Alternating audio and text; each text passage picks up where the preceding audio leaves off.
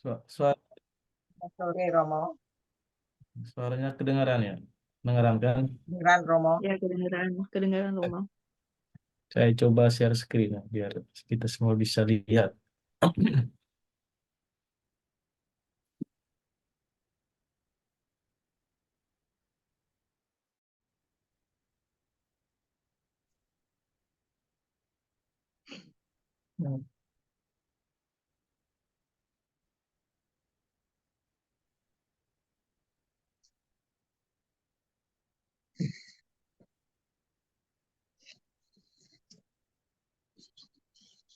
Ini kelihatan nih semuanya.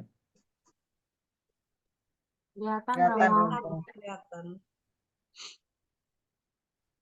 Oke, selamat sore Bapak Ibu Saudara-saudari yang terkasih dalam Tuhan kita Yesus Kristus. Selamat sore Romo. Tema permenungan kita pada sore hari ini itu dari Nazaret ke Bethlehem, jalan pulang untuk menemukan kembali yang telah hilang. Bacaan yang Injil yang menjadi pokok permenungan kita itu diambil dari Injil Lukas bab 2 ayat 1 sampai dengan 10. Lukas bab 2 ayat 1 sampai dengan 10. Permenungan ini ada dibagi dalam 5 bagian, yakni perjalanan Maria dan Yusuf, tragedi di dalam perjalanan, lalu menemukan kembali dalam perjalanan, lalu ada keluarga baru dan mengundang Allah dalam perjalanan hidup kita. Oleh karena permenungan ini mungkin mungkin banyak ya dari kita yang berpikir, loh kok ini kita ada di masa Prapaskah, tapi bacaannya bacaan hmm, hari raya Natal. Kita mau membingkai seluruh perjalanan Maria dan Yusuf dari Nazaret ke Bethlehem itu dalam bingkai Prapaskah yang sedang kita jalani hingga beberapa minggu ke depan sebelum kita merayakan Paskah. Dari yang menjadi titik permenungan kita itu ya jalan kelahiran dari Nazaret ke Bethlehem. Kita bingkai di dalam jalan salib Tuhan Yesus.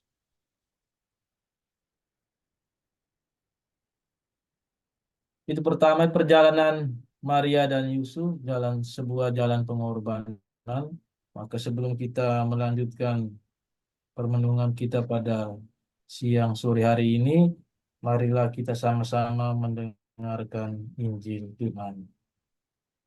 Tuhan bersamamu dan Dan bersama bersamamu. rohmu. Inilah Injil suci Tuhan kita Yesus Kristus menurut Santo Lukas. Terpujilah Kristus. Dimuliakanlah Tuhan. Bab 2 ayat 1 sampai dengan 20. Pada waktu itu Kaisar Agustus mengeluarkan suatu perintah menyuruh mendaftarkan semua orang di seluruh dunia. Inilah pendaftaran yang pertama kali diadakan sewaktu Kirenius menjadi wali negeri di Syria. Maka pergilah semua orang mendaftarkan diri, masing-masing di kotanya sendiri. Demikian juga Yusuf pergi dari kota Nazaret di Galilea ke Yudea, ke kota Daud yang bernama Bethlehem, karena ia berasal dari keluarga dan keturunan Daud, supaya didaftarkan bersama dengan Maria, tunangannya yang sedang mengandung. Ketika mereka tiba, ketika mereka di situ, tibalah waktunya bagi Maria untuk bersalin, dan ia melahirkan seorang anak laki-laki, anaknya yang sulung. Lalu dibungkusnya dengan lampin dan dibaringkannya di dalam palungan, karena tidak ada tempat bagi mereka di rumah penginapan.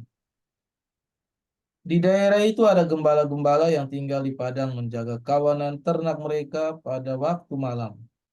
Tiba-tiba berdirilah seorang malaikat Tuhan di dekat mereka, dan kemuliaan Tuhan bersinar meliputi mereka, dan mereka sangat ketakutan. Lalu kata malaikat itu kepada mereka, "Jangan takut, sebab sesungguhnya aku memberitakan kepadamu kesukaan besar untuk seluruh bangsa. Hari ini telah lahir bagimu juru selamat, yaitu Kristus Tuhan di kota Daud. Dan inilah tandanya bagimu. Kamu akan menjumpai seorang bayi dibungkus dengan lampin dan terbaring di dalam palungan." Dan tiba-tiba tampaklah bersama-sama dengan malaikat itu sejumlah besar bala tentara surga yang memuji Allah, katanya, "Kemuliaan bagi Allah di tempat yang maha tinggi, dan damai sejahtera di bumi di antara manusia yang berkenan kepadanya." Setelah malaikat-malaikat itu meninggalkan mereka dan kembali ke surga, gembala-gembala itu berkata seorang kepada yang lain, "Marilah kita ke Betlehem untuk melihat apa yang terjadi di sana, seperti yang diberitahukan Tuhan kepada kita." Lalu mereka cepat-cepat berangkat dan menjumpai Maria dan Yusuf dan bayi itu yang sedang berbaring di dalam palungan. Dan ketika mereka melihatnya, mereka memberitahukan apa yang telah dikatakan kepada mereka tentang anak itu. Dan semua orang yang mendengarnya heran tentang apa yang dikatakan gembala-gembala itu kepada mereka. Tetapi Maria menyimpan segala perkara itu di dalam hatinya dan merenungkannya. Maka kembalilah gembala-gembala itu sambil memuji dan memuliakan Allah, karena segala sesuatu yang mereka dengar dan mereka lihat, semuanya sesuai dengan apa yang telah dikatakan kepada mereka. Demikianlah Injil Tuhan. Terpujilah Kristus. Bapak Ibu saudara-saudariku yang terkasih dalam Kristus Tuhan, bahwa rencana keselamatan Tuhan yang terselenggara oleh inkarnasi Yesus Kristus, Sabda yang menjadi manusia, itu bukanlah sebuah kebetulan semata, tetapi itu merupakan sebuah proses panjang yang sudah dimulai dan dipersiapkan sejak zaman para nabi, hingga kemudian memasuki perjanjian baru yang diisi oleh Allah sendiri yang hadir di dalam diri Yesus Kristus, Putra Tunggal. Saudara-saudariku yang terkasih dalam Kristus Tuhan, perjalanan Maria dan Yusuf sebuah jalan pengorbanan. Itu ada pada Lukas bab 2 ayat 1 sampai dengan 7. Kita mau lihat sedikit tentang geografis perjalanan Maria dan Yusuf yang dilakukan dari Nazaret di Galilea ke Yudea di Bethlehem. Bahwa pada masa itu kalau kita coba mengecek kembali jarak perjalanan itu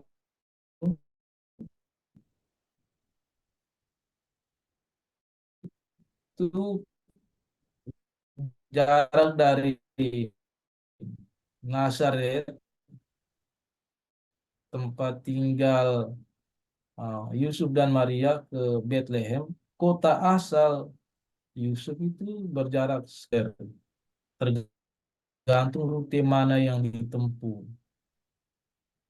Beberapa sumber sejarah itu dengan rute perjalanan, karena di lembah-lembah itu lebih banyak sumber mata air, juga menjadi jalur perdagangan, sehingga perjalanan mereka itu bukan sebuah perjalanan kosong, tapi perjalanan yang disinggahi satu tempat ke tempat yang lain. Sekurang-kurangnya mereka dalam perjalanan yang jauh dan pada waktu itu dengan jalan kaki atau menggunakan kendaraan semacam keledai, mereka cukup punya pasokan makanan ataupun minuman. Maka jalur-jalur yang ada di lembah-lembah itu merupakan jalur yang paling sering dilewati, dan mereka berusaha untuk menghindari jalur-jalur pada daerah pegunungan karena itu akan sangat menguras tenaga, meskipun jarak jarak untuk jarak jika menempuh wilayah pegunungan itu akan membuat perjalanan menjadi lebih ringkas, tetapi energi dan tenaga itu akan terkuras. Perjalanan itu mengelilingi lembah Yordan, kemudian melewati Yeriko, lalu naik ke Yerusalem dan akhirnya tiba di Bethlehem. Diduga perjalanan itulah yang ditempuh oleh Yusuf dan Maria karena mengingat Maria sedang hamil dan akan melahirkan. Maka menjadi lebih masuk akal jika perjalanan mereka itu melintasi daerah-daerah di lembah Sungai Yordan, sehingga Maria punya cukup waktu untuk istirahat, punya waktu untuk makan ketimbang mengikuti daerah-daerah atau rute pegunungan. Namun jika rute yang mengambil jalur lembah-lembah di sekeliling Sungai Yordan, maka perjalanan itu rute yang sebelumnya 90 sampai 110 kilometer itu bisa menjadi lebih panjang, bisa dari 120 hingga 150 kilometer tergantung lokasi persinggahan. Tetapi dengan mengikuti sekitar Sungai Yordan. Itu sedikit sedikit eksegese dan gambaran perjalanan pada waktu itu supaya kita cukup untuk memahami bagaimana perjalanan yang dilakukan oleh Maria dan Yusuf. Perjalanan yang sedemikian jauh tadi, kita mengambil rute rute di lembah Sungai Yordan 120 sampai 150 kilometer itu bukan sebuah perjalanan yang dilalui begitu saja, tetapi perjalanan yang boleh kita katakan dalam permenungan itu sebagai sebuah perjalanan yang penuh dengan tragedi. Ada kehilangan-kehilangan juga, ada korban di situ.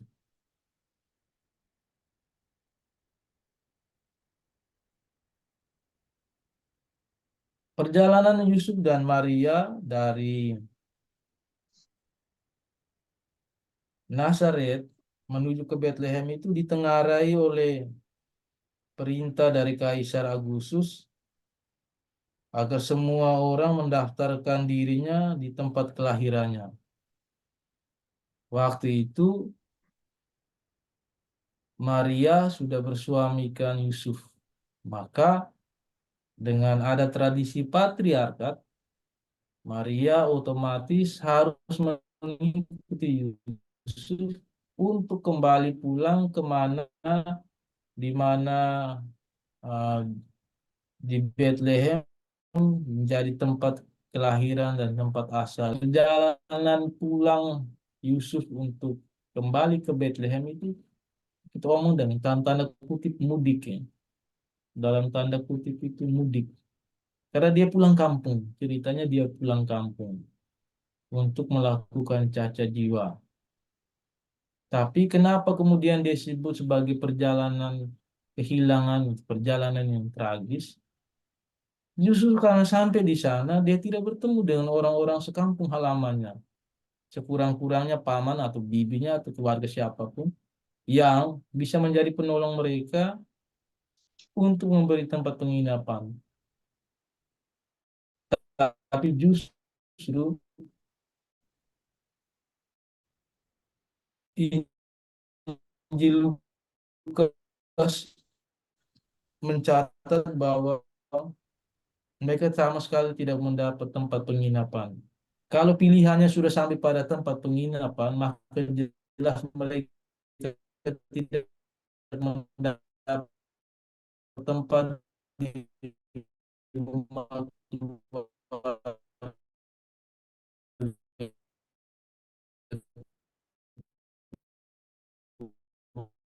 keluarga mereka. Pada akhirnya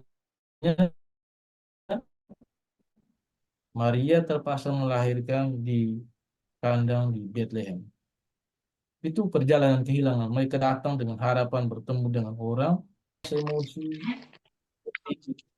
sampai di tempat tujuan justru mereka tidak menemukan apa yang mereka cari. Selain bahwa sebagai seorang warga negara yang baik, mereka melakukan cacat jiwa sebagaimana yang diminta oleh Kaisar Agustus.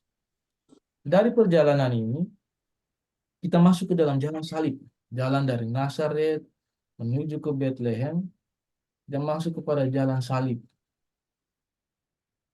Perjalanan Yesus itu bukan sebuah perjalanan yang tiba-tiba ada, tapi itu sudah dirancang sebagai jalan keselamatan bagi manusia. Maka ada beberapa kesamaan antara jalan sewaktu lahir dan jalan ketika akan meninggal, setelah wafat. Bahwa di dalam perjalanan Yusuf dan Maria itu mereka menemukan ada orang yang hilang dalam hidup, ada harapan yang hilang, ada rasa nyaman yang hilang, ada tempat berlindung yang hilang. Demikian juga yang dialami oleh Yesus. Waktu dia berkarya melakukan banyak mujizat, ada banyak orang yang mengikuti dia. Banyak sekali orang. Bahkan dia sempat memberi makan 5.000 orang. Ada orang yang kemudian dibangkitkan. Tapi nyatanya, justru ketika dia dijatuhi hukuman mati, tidak ada satupun dari orang banyak itu yang datang sebagai penolong. Mereka berbalik arah, justru mereka lah yang kemudian menyalibkan Tuhan Yesus. Dengan diprovokasi oleh para ahli Taurat dan pemimpin agama pada waktu itu. Naasnya lagi, para murid yang dia angkat 12 orang itu, satu orangnya mengkhianati dia, satu orangnya menyangkal dia, 3 kali, Petrus itu, dan yang lainnya tuh hilang ketika Yesus menempuh jalan salib. Entah mungkin mereka ada di sekitar perjalanan, tetapi Injil tidak mencatat itu. Yesus kehilangan orang-orang yang dekat dengan dia, orang-orang yang dia kasih di dalam jalan salib. Sama seperti Yusuf dan Maria kehilangan orang-orang dicintai, orang-orang yang dikasih di dalam jalan kelahiran Tuhan Yesus. Kehilangan Tuhan Yesus itu pertama-tama itu paling paling terasa menyakitkan itu ketika Yesus merasa sendiri sekali ketika dia ada di Taman Getsemani. Dia minta para murid, 3 orang murid itu berjaga. Justru ketika dia kembali mereka tertidur. Dia menangis seorang diri dan merasa ditinggalkan. Dia kehilangan orang yang dikasih. Padahal Petrus, Yakobus dan Yohanes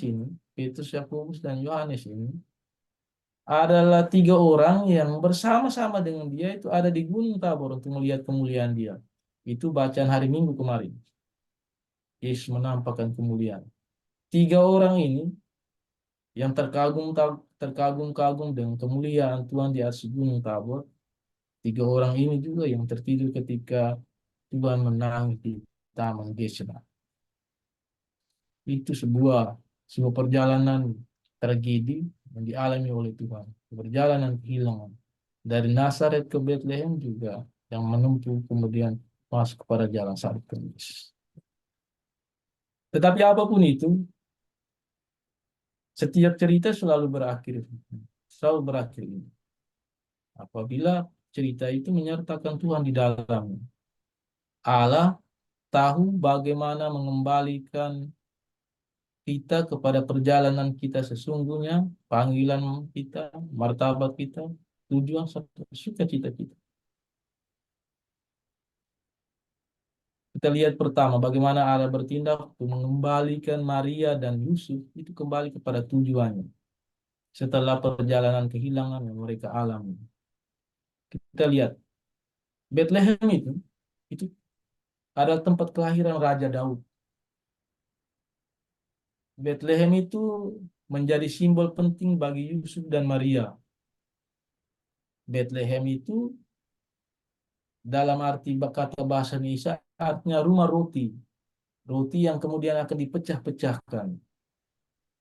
Maka perjalanan Maria kembali ke Bethlehem itu Allah mau mengembalikan mereka untuk sadar betul tujuan keberadaan mereka di dunia, yakni bagi kelahiran juru selamat, roti yang kemudian akan dipecah-pecahkan dan dibagikan untuk keselamatan manusia. Itu mereka dikembalikan kepada orientasi awal hidup mereka, tujuan mereka. Bahwa di antara segenap kehilangan yang mereka alami, ada sebuah tujuan mulia yang sementara dirancangkan Allah, yakni keselamatan manusia. Tuhan Yesus sendiri omong, sebab anak manusia datang untuk mencari dan menyelamatkan yang hilang. Lalu berikut, di dalam perjalanan kehilangan dan tragedi yang dialami Yusuf dan Maria, mereka dipulihkan kembali panggilan mereka oleh Allah. Ingin mengingatkan kita tentang pentingnya mengenali panggilan dan tujuan hidup kita. Penting untuk mengingat dan mengenali kembali panggilan dan tujuan hidup kita. Sebagai seorang istri, sebagai seorang suami, sebagai anak-anak, juga sebagai orang tua, atau sebagai apapun yang menjadi panggilan hidup kita masing-masing. Sebagai pastor, suster, ibu rumah tangga, dan segala macam.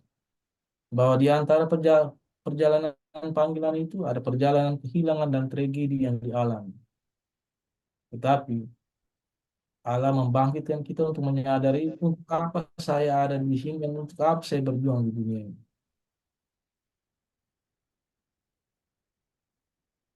Perjalanan ini kemudian menyadarkan kita bahwa di dalam jalan salib, Kristus pun demikian. Di antara kehilangan-kehilangan yang dia alami di dalam jalan salib itu, pada akhirnya dia menyadari bahwa dengan jalan salib itu, panggilan dia di dunia untuk menjadi pewarta kabar gembira dan untuk menyelamatkan manusia itu baru bisa terlaksana. Baru bisa terlaksana hanya dengan jalan salib.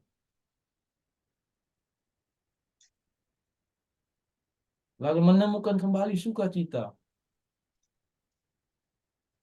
Siapa yang tidak patah hati, tahu bahwa mereka tidak punya keluarga, mereka tidak punya tempat penginapan dan terpaksa melahirkan anak sulung, anak pertama mereka di kandang. Secara manusiawi, sebagai seorang manusiawi, Anta Maria, Anta Yusuf itu bisa merasakan betapa patah hatinya Yusuf sebagai kepala rumah tangga tahu bahwa istrinya akhirnya melahirkan di kandang yang hina di Bethlehem. Tetapi Allah selalu punya cara untuk membangkitkan kembali sukacita itu. Karena justru di situ yang bergembira dan bersukacita bukan hanya segenap manusia, tetapi seluruh bala tentara surgawi. Dan itu yang kemudian dialami oleh para gembala ketika para malaikat datang untuk menyampaikan kabar gembira dan sukacita kelahiran Tuhan kita Yesus Kristus. Ternyata di antara segala kelemahan hidup kita, kehilangan yang kita alami, kerapuhan dan keputusasaan, Tuhan mau ajak kita, baiklah kita mulai bersyukur untuk hal-hal sederhana yang ada di dalam hidup kita. Tuhan mengajak kita untuk menyadari bahwa Allah hari dalam segala kesederhanaan kita. Demikian juga di dalam jalan salib, dalam jalan duka cita itu. Pada akhirnya ada sukacita di dalam. Sukacita apa? Sukacita ada di dalam kebangkitan. Kebangkitan Yesus. Allah tahu bagaimana cara untuk membangkitkan kembali sukacita dalam hidup setiap orang yang beriman dan percaya kepada. Cerita tentang kebangkitan itu ada di keempat Injil. Ada di keempat Injil. Dan terakhir, itu Allah mengangkat kembali martabat hidup manusia. Allah mengangkat kembali martabat hidup manusia. Sebagai orang yang tidak punya rumah,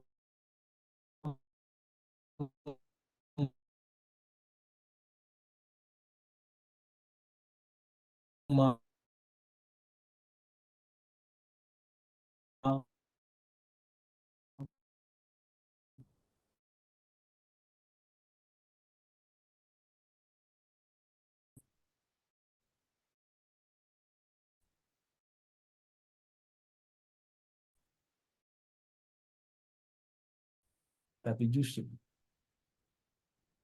ketika dia ditelanjangi, martabat dia dihinakan, dia direndahkan, Tuhan Yesus membuktikan bahwa apa yang dia sendiri katakan, bahwa ketika dia ditinggikan di atas kayu salib, dia akan menarik semua orang kepadanya. Itu ada di Yohanes bab 12 ayat 32. Martabat Yesus dipulihkan di dalam jalan salib itu.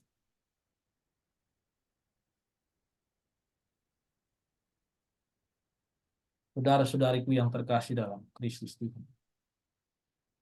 Keluarga baru itu sebuah komunitas iman bagi sebuah keluarga iman.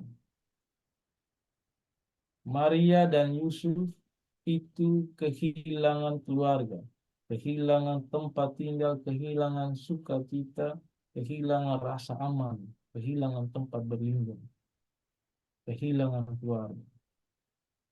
Tetapi di tengah pengalaman hidup mereka itu, Allah justru memberikan kepada Maria dan Yusuf keluarga baru, yakni para gembala, para majus dari timur, juga segenap orang yang turut bersuka cita atas kelahiran Sang Juru Selamat Yesus Kristus.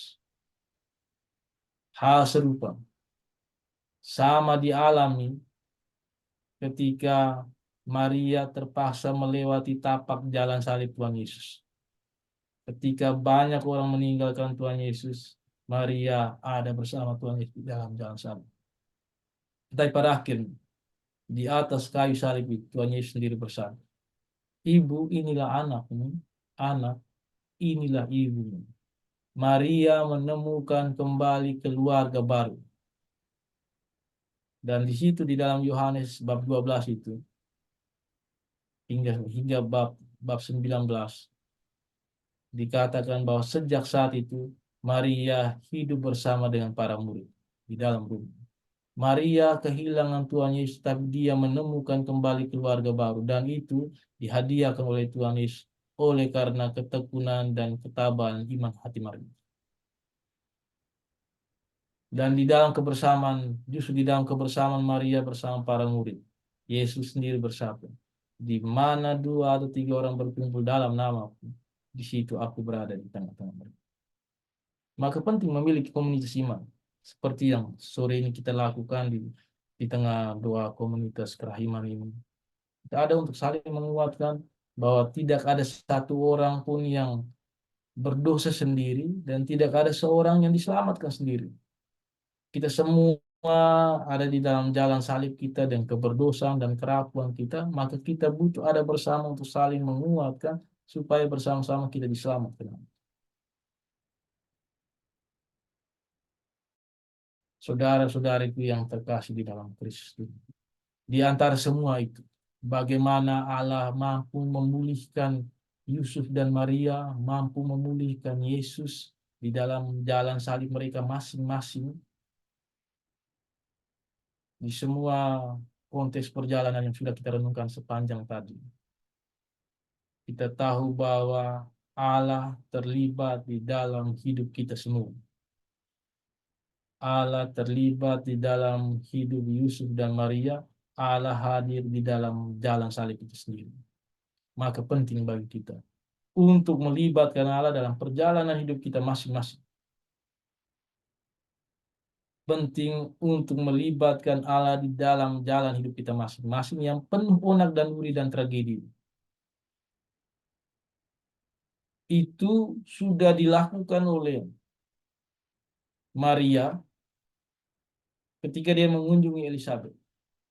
Perjalanan yang sama jauhnya seperti dari Nazaret ke Bethlehem ditempuh oleh Maria untuk mengunjungi Elizabeth. Tapi dia tidak berjalan sendiri.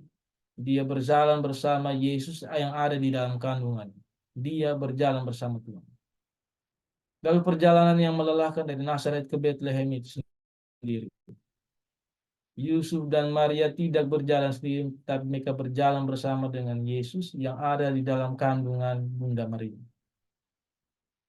Lalu ketika mereka dikejar-kejar oleh Herodes, mereka dari Bethlehem lari ke Mesir. Mereka selamat di sana, dan di sana, dan di sana. mereka kembali lagi dari Mesir, kembali ke Nazaret. Semua dilakukan bersama dengan Tuhan Yesus. Kemudian mereka perjalanan untuk merayakan Paskah di Yerusalem. Mereka kehilangan Tuhan di tengah jalan. Apa yang dilakukan? Mereka kembali untuk mencari Tuhan. Karena hidup jika tanpa Tuhan adalah sebuah perjalanan yang kosong. Dan pada akhirnya kita semua tahu dan kita renungkan dalam jalan salib. Di dalam jalan salib yang menyedihkan dan penuh tragedi, Bunda Maria tetap di dalam jalan salib ini. Dia jalan bersama dengan Yesus. Dan dia sendiri pula yang akhirnya bersama para murid menikmati sukacita kebangkitan. Akhirnya saudara-saudariku yang terkasih dalam Kristus Tuhan, masing-masing kita punya tragedi dalam perjalanan hidup kita masing-masing. Dan tidak ada yang bisa saling membandingkan, kita sendiri yang mengenal dan mengetahui itu. Tapi satu yang pasti yang bisa kita amini bersama yakni bahwa kita perlu Tuhan dalam jalan hidup kita masing-masing. Kita perlu Tuhan dalam jalan hidup kita dari Nazaret ke Bethlehem. Kita perlu Tuhan di dalam jalan salib kita masing-masing. Agar kita menemukan sukacita kelahiran, juga serentak sukacita kebangkitan. Tuhan Yesus memberkati kita.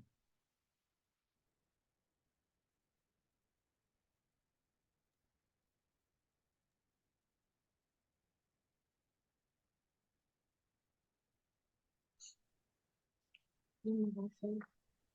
Romo mohon Terima kasih Romo. doa penutup dan berkat penutupnya Baik. Romo. Marilah kita berdoa. Ya Allah yang kudus, kekal dan kuasa, kami mengucap syukur untuk penyertaan-Mu bagi kami pada edisi pertemuan dan doa kami pada hari ini. Semoga Engkau menyertai kami dalam jalan hidup kami masing-masing, dalam jalan salib yang kami lalui. Semoga kami kuat dan melewati jalan salib kami masing-masing dan teguh senantiasa dalam iman dalam setiap jalan hidup kami masing-masing. Maka kami mohon kehadirat-Mu, semoga dalam nama Yesus, dengan bantuan doa Bunda Maria, para kudus di surga, para malaikat dan malaikat agung, Engkau memberkati kami, segenap anggota kehakiman ini, hidup karya, perjuangan kami, juga keluarga kami masing-masing dimanapun mereka berada, dan semua mereka yang kami kenangkan dan doakan dalam doa bersama kami ini, dengan segala berkat surgawi dan duniawi, Bapa dan Putra dan Roh Kudus. Amin. Makasih Romo.